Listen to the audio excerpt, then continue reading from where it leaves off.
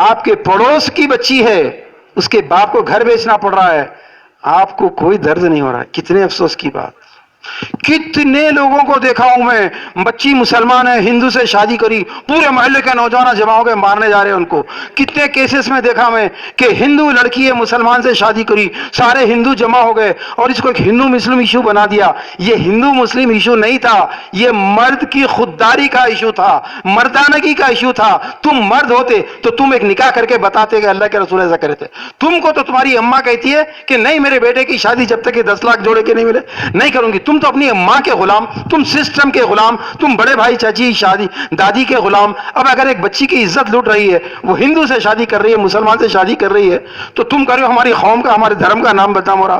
اچھا اتنی شان ہے تمہارے دھرم کی، تو پھر رسول کی شان باری زندہ کر کے بتاؤ. کرو گے؟ دوستو ایک کام کرنا ہے، اس کو ختم کرنے کے لیے علماء نہیں آئیں گے. Never never never.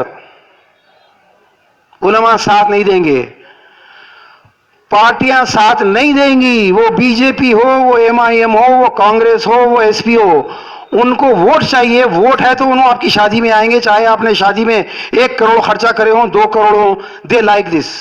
More number of guest, more number of votes they are going to get. Intellectuals help نہیں کریں گے آپ کی.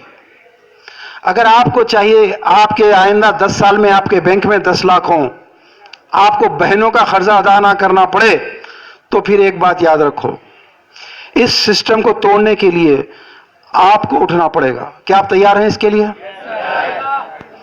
اگر فلک نما جونیئر کالج سے صرف 10 بچے مل جائیں، مغل پورے سے 10، لاڑ بازار سے 10، پورے حیدرآباد سے اگر 1000 نوجوان کھڑے ہو جائیں، 1 سال میں انقلاب آئے گا دوستو. 1 سال میں کسی کی بہن جل کے نہیں مرے گی کل.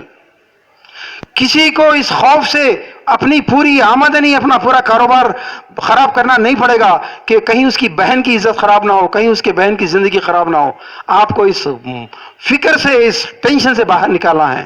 صرف اس سوسائٹی سے ڈاوری کا، کھانے کا یہ ٹینشن نکال دو لوگوں کے ذہنوں سے. ہر باپ، ہر بھائی فری ہے قوم کے لیے. ورنہ آج جس سے بات کیجئے، یا تو بیٹی یا بھائی کی پریشانی میں. ختم کریں گے اس کو.